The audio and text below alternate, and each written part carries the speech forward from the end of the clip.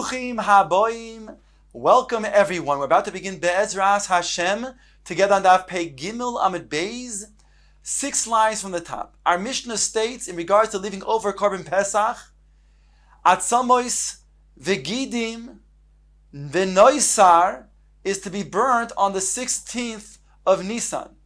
In other words, all of those things that are edible of the Korban Pesach that have been left over beyond its designated time, Dahainu, the 15th in the morning, then it is burnt on the 16th. Says the Gemara, Rav Yehuda Marav, Kol ha-gidin bosar, chutz mi-gidei tzavar. Rav Yehuda says in the name of Rav the following: when it comes to gidin, the sinews, those are all considered to be bosar, with the exception of gidei tzavar, that which is in the neck. Says the Gemara, Tnan. Gemara wants to say from our Mishnah we have a challenge to this statement. Ha'atzamois ve'hagidim ve'hanoisa yishu betes zayin. The Mishnah states that in regards to leaving over the Korban Pesach, the atzamois, the bones, which we explain, which are edible because of the marrow inside of it, the sinews, the gidin, and noisar is to be burnt on the 16th. Says the Gemara, Hani gidin heichi dami. Gemara wants to analyze our Mishnah. What is the case of gidin that we say has to be burnt? Ile megidei bosar. If you're going to say it's referring to the gidin are bosar, then nechlinhu, then you shall eat them. And if you don't eat them in the designated time, v'di soisar, then hainu noisar. That is what the Mishnah says as noisar. So if gidim are basar, then it's already included in noisar that has to be burnt on the 16th. Elapshita gidei tzovar. Rather must be poshit to us then that our Mishnah is talking about gidim that are gidei tzovar. Iyamis bishlomo basar ninhu, then amtu lohochi bois reifa. If you're going to say that the gidim are basar, then we understand why it has to be burnt. However, eliyam is la basar ninhu, la molus reifa. Why does it have to be burnt? In other words, that which Rabbi Yehuda said in Rav, that the gidim are basar, and therefore it's enough to have a kazayas of including in gidim. So then we have a challenge from our Mishnah, because our Mishnah clearly is talking about gidei tzavar, and yet it states over here that they have to be burnt. Omar Rav Chizda explains that the Mishnah is not a kasha to Rav Yehuda on the name of Rav's statement. That indeed, you can maintain, like Rav said, that called gidin is bosar, but lo nitzrucha el lahagid hanoshe. Valid Rabbi Yehuda. Our Mishnah is talking about the gid hanoshe. According to Rabbi Yehuda, that has to be burnt. The Tanya, Rabbi Yehuda Oimer, Rabbi Yehuda states, Einoi noiheg elo be'achas ve'hadas machras shel yamin. Rabbi Yehuda is of the opinion that when it comes to the Isser of gid hanoshe, that the Torah says is prohibited to consume, that's talking about the gid hanoshe that is on the right side. He says the das is machras, that's only one, and it's referring to the right one. And therefore, our Mishnah is talking about that, the gid hanoshe, whereby Rabbi Yehuda has a suffix. He has a suffix because he's not sure. He says the das is machras, and therefore, at suffix, since we don't know for certain which is the permitted part, so then we have to burn both of them. The Gemara challenges this mahalich and says, "Ve'ela tifshoit the suke mesafkele Rabbi Yehuda." The Gemara has a suffix in Chulin in regards to what is Rabbi Yehuda's opinion.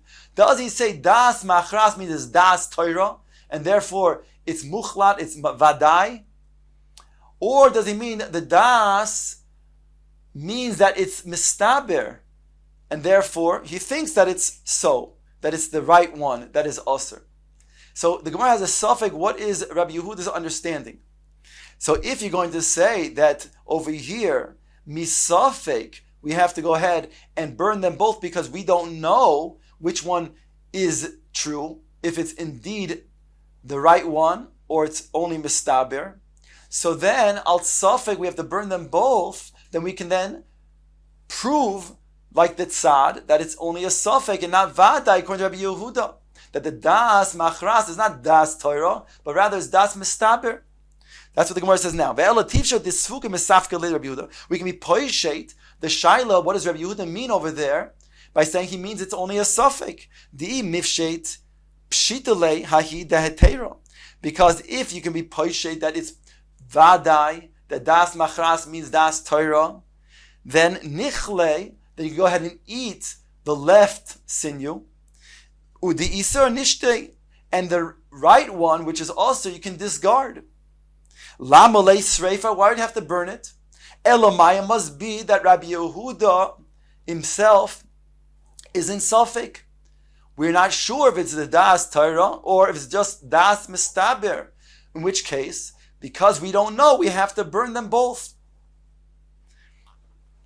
Rav Ika bar Chanina kigoin shehukru uv the soifnis arvu. No, here you can say that it's not muchrach to prove that Rabbi Yehuda holds that it's the das is only mistaber, because our Mishnah can be talking about a case where indeed he knows vervadai that it's the right one that is aser midiaraisa. If that's so, then we said if he knows that it's aser diraisa, then eat the left one and discard the right one. Why do you have to burn them? No, because they initially were clearly defined as the right one and the left one. Only afterwards they got mixed together. Since we don't know which is the prohibited, which is the permissible one, we have to burn them. That's what Rav Ika bar Chinana says. Kigon shehukur levasoif nisarvu. Rav Ashi Omar. Rav Ashi said, Lo nitzrucha, I can explain why the Mishnah is going to have to be a kasha on Rav's statement. That Rav can maintain that indeed all gidin are basar, and therefore a kazayis, including the gidin, would then be satisfactory. And the Mishnah is not a kasha. Why? Because lo nitzrucha el l'sham noi de gidanosha. Our Mishnah is talking about the shuman, the fat of the gidanosha, which is permissible mid'araisa. And only what? Only Klal Yisrael is careful not to eat it. The Tanya, sham noi mutter mid'araisa, it is permissible. However, Yisrael kedoshim heim v'noagim boy iser. Klal Yisrael are careful not to go ahead and eat even the shuman.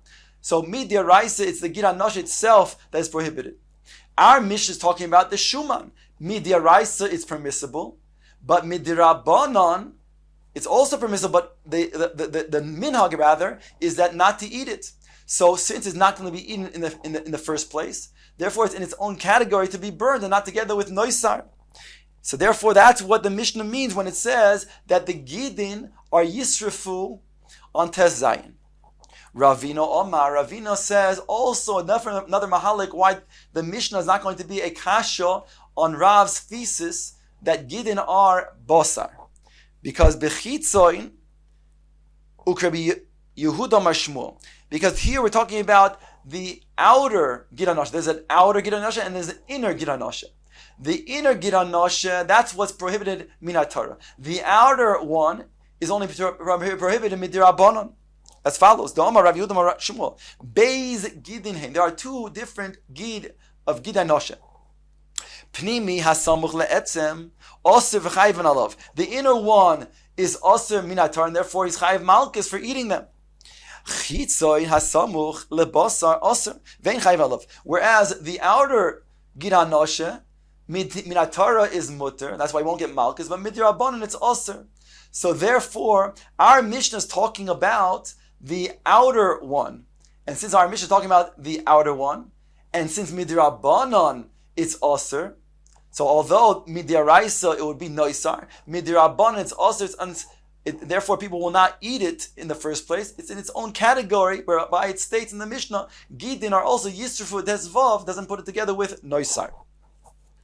So we have defended Rav's statement that indeed, when it comes to gidin indeed are basar, and it's only the gid hatzavar, which is like a very hard, difficult to consume type of gid in the neck of the animal, that has the din of something that's not considered to be basar.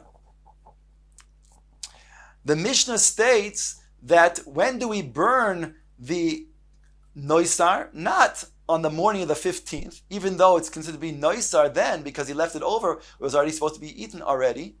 But we don't burn it the first morning because that's Yom Tif, and therefore it would be a havar shalol tzarich, whereby we push off the burning of the noisar to Tes Zayin. Ask the Gemara, Amai Nesi Asay V'Yidche Loisase. The Gemara asks, we have a principle that since there's an asay of burning the noisar, and there's a lav of not doing malacha on Yom Tif, so let's say the essay is doiche the loisase, and therefore you should be able to burn the noisar on Tes Vav, the first morning of Nisan, the first day of Yom Tif. Omar Chizkiya said v'chein tano the Bei Chizkiya, and it was also taught in the house, in the base medrash of Chizkiya. Omar Kro, he says, the pasuk states in regards to noisar, it says lo yisoisu mimenu ad boiker, do not leave the meat until the morning, referring to the 15th. Veha noisar mimenu ad boiker bois tisroifu, and if you leave it over, now the fact that it says ad boiker second time seems to be superfluous. So here he's going to learn that the second ad boiker means if you leave it over to then the 16th, it shall be burnt. Do not teach me ad boiker because that's already stated. Why does the pasuk say ad boiker a second time? Ma tamul ad boiker? Litein loy boiker sheni lisrei, to teach me that it's the second morning, namely Tes Zayin, that the Torah tells us that one should burn the noisar. So therefore, that's one answer why the noisar is not burnt on the first morning, even though an essay is doiche loisase. Abai brings a different pasuk. Omar Kro, it states oila Shabbos b'Shabbatoi.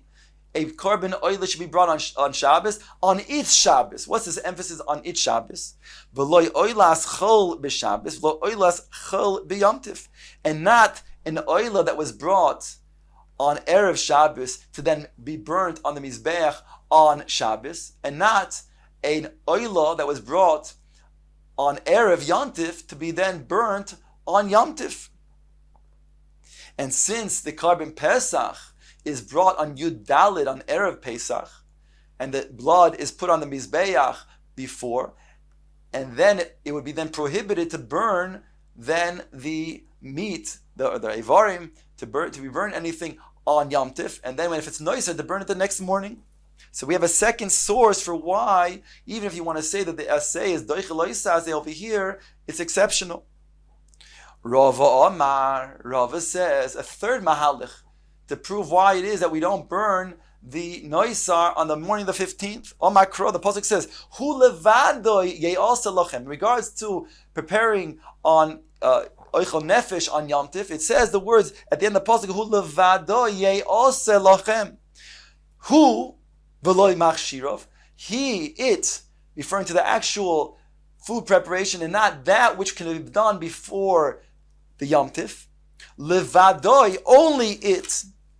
V'loi mila sheloi bizmana haba mikal v'chomer, on top of Pei Dalin Amud Aleph, and not bris mila that could be performed, that would be performed outside of its 8th day, meaning on the 9th day or a different day, with a kavachim that we might learn that indeed you could do so if we now have the pasuk of levadoi. Take a look at Rashi to explain. The top Rashi says, "V'loy mila shaloi bizmana." Says Rashi, "Di'i loy mimai kro." Had it not been from levadoi in the pasuk to exclude mila shaloi bizmanoi, then ase bekavachim elitchos. I would bring a kavachim to be doiche that says that you could make a bris mila shaloi bizmanoi on Shabbos or on Yontif. Umat tzaras shedoiches ha'avoida.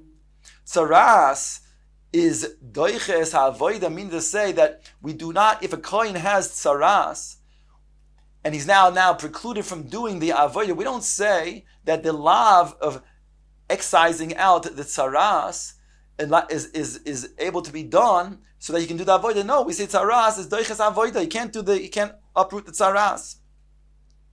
V'avoida doiches haShabbos, and avoida is doiches Shabbos, like we see by korban sibur. For example, a korban tamid or korban musav is doiches haShabbos. Mila, Says Rashi, af sheloi mizmana doiche sod. Then I would say that Mila, when it's not Bismana, could also be Doiche than Shabbos. Why? Even if it's not Bismana, because Mila is Doiche Tzaras, says Rashi. Afilu b'mokum baheres yikois baharosoi. If a person has a Tzaras, he's able to then excise it out in order to then perform the Bris Mila. Shabbos shenidche mipnei havoido. Shabbos, which is pushed away because of avoid, like we said, the Korban Talmud would be doiche Shabbos. Ein odin shetei mila doiche. Then certainly, then mila should also be doiche Shabbos, because mila is doiche the tzaras. And if tzaras is not doiche Shabbos, and yet mila is doiche the tzaras, so therefore, if tzaras is doiche the avoida, and avoida is doiche the Shabbos, yet when it comes to the tzaras, it is nidcha because of mila, so then certainly we should say it's also doiche the Shabbos for also krab imiyate, and we have the pasuk to then exclude and say we can't use this kal vachomer. What was the kal vachomer? Shabbos nidcha mipnei avoida eno din shentei mila doiche. If Shabbos is pushed off because avoida, then certainly we should say that mila is doiche, even if it's not bismano. On that we have the pasuk levadoi alone, it itself alone, and not that which is Mila shelo bizmano. The kivan de shelo bizmanahi. Since in the case of Mila shelo bizmana, kigoin gershin is gayer, vekotin shel neenas, ve'avi va'avar zmano. Either ger who has his bris mila, which is never bismano, it is another the 8th day, right? We're talking about when the ger becomes this gayer, or when the father should have given his child a bris mila on the 8th day, but he was negligent, or an onus happened whereby it's after the 8th day. Nishavya Lamochar will wait for the next day. Not do it bismana, will not do it on that day which is not bismana on Shabbos, will push it off till Sunday to do it. V'gabe sreifas pasul kochim nami kemila. Also in our case of sreifas kochim, since it's not also a case of bismana, shaloi bismana, we can leave it till the next day, the first day of Chol HaMoed. The Eshel you can wait till the next day, and therefore it's permissible. So over here we have another pasuk according to Rava that teaches me why we're not burning the noisar on the first day of Yom Tov. After these 3 different psukim, the Gemara now brings fundamentally why the whole principle is not correct to suggest that noisa, which is an asay, is doiche the loisa asay of Yom Tov. Says the Gemara, because Rav Ashi Omar Shabbosoin the Yom Tov Asehu. Because when it comes to Yom Tov, not only is there a prohibition, a loisa asay of not doing malacha, but also there's an asay of Shabbosoin. And the principle is ve'ein asay doiche loisase ve'asay. That which we said, there's a principle that in asay is doiche loisase, but in asay is not doiche in asay ve'loisase. And since over here, says Rav Ashi, on Yom Tov we have both an asay of Shabboson and a loisase of not to do malacha, therefore the asay of burning the noisar does not doiche the asay ve'loisase.